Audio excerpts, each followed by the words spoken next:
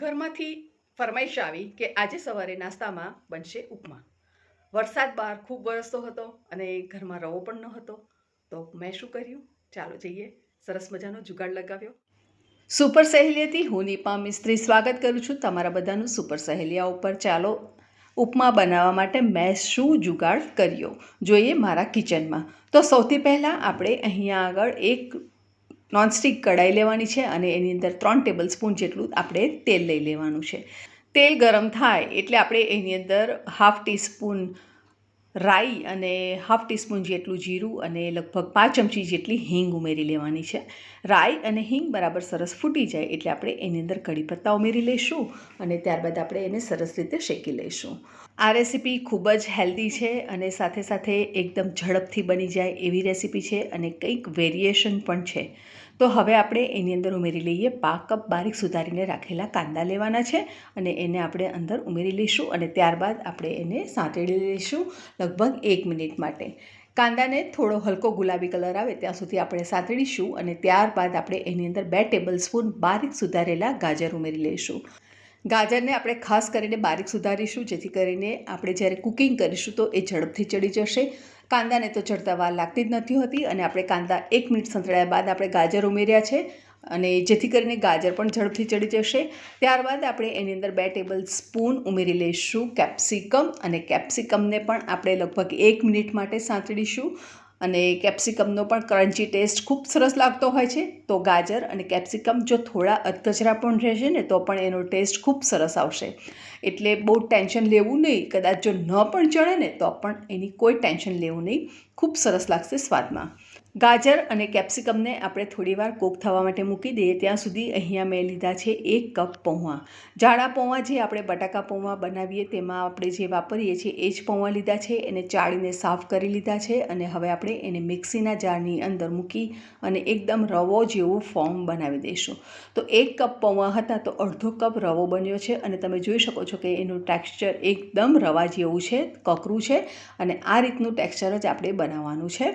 તો સરસ રીતે આપણો રવો બનીને તૈયાર થઈ ગયો છે અને આ સાઈડ જોઈએ તો સરસ રીતે આપણા ગાજર અને કેપ્સિકમ પણ કૂક થઈ ગયા છે. હવે એની અંદર આપણે આદુની પેસ્ટ અને લીલા મરચાંની પેસ્ટ ઉમેરીશું. તો 1 ટીસ્પૂન આદુની પેસ્ટ અને 1/2 ટીસ્પૂન જેટલી લીલા મરચાંની પેસ્ટ અથવા તો તમે તમારા ટેસ્ટ પ્રમાણે અંદર ઉમેરી શકો છો. અને લીલા મરચાંની પેસ્ટની જગ્યાએ તમે બારીક સુધારીને પણ તમે એની અંદર ઉમેરી શકો છો. પણ મને અહીંયા પેસ્ટનો ટેસ્ટ વધારે ગમતો હોય છે જેથી કરીને હું અહીંયા પેસ્ટ ઉમેરી રહી છું. ત્યારબાદ આપણે એની અંદર ઉમેરી લઈશું હળદર 1/2 ટીસ્પૂન. બધું સરસ રીતે આપણે મિક્સ કરી લઈશું અને એની અંદર ઉમેરી લઈશું આપણે જે રવો બનાવીને તૈયાર રાખ્યો છે તે. અને રવાને પણ આપણે અંદર ઉમેર્યા બાદ થોડી વાર માટે એને સાંતળી લેવાનું છે જેથી કરીને એ સરસ રીતે ક્રિસ્પી બની જશે. અને ઇનકેસ જો તમારી પાસે ટાઈમ ન હોય, 2 મિનિટ પણ તમારી પાસે ટાઈમ ન હોય તો તમે ખાલી મિક્સ પણ કરી દેશો ને તો પણ કોઈ પ્રોબ્લેમ નથી. હવે અહીંયા આપણે ઉમેરી લઈશું 1/2 કપ દહીં. તો અહીંયા મેં દહીં મોળું લીધું છે. તમને ખાટું ગમે તો તમે ખાટું લઈ શકો છો. હવે સવારની ઉતાવળમાં આપણે બનાવીએ છીએ એટલે છાશ બનાવવાનો પણ મારી પાસે ટાઈમ ન હતો તો મેં અહીંયા ડાયરેક્ટલી દહીં ઉમેરી લીધું છે. બધું સરસ રીતે એની અંદર મિક્સ કરી લીધું છે અને હવે આપણે એની અંદર પાણી ઉમેરી લઈશું. તો પાણી મેં અહીંયા વોર્મ વોટર લીધું છે અને એ 1 કપ લીધું છે અને 1 કપ પાણી આપણે અંદર ઉમેરી લઈશું અને કેટલની અંદર મેં ગરમ કરી દીધું છે જેથી કરીને ફટાફટ બધો પ્રોસેસ થઈ જાય. પાણી સરસ રીતે એબ્ઝોર્બ કરી લે રવો ત્યાં સુધી આપણે એને મિક્સ કરીશું અને ત્યારબાદ તમે જોઈ શકો છો ફ્રેન્ડ્સ કે સરસ રીતે એ છૂટું પડી ગયું છે અને હવે આપણે અહીંયા આ લેવલે મીઠું ઉમેરી લઈશું જેથી કરીને મીઠાનું પ્રમાણ માપસર રહે, વધારે પડવાની શક્યતા બિલકુલ ન રહે. અને મીઠું ઉમેર્યા બાદ બધી વસ્તુને આપણે સરસ રીતે મિક્સ કરી લેવાની છે.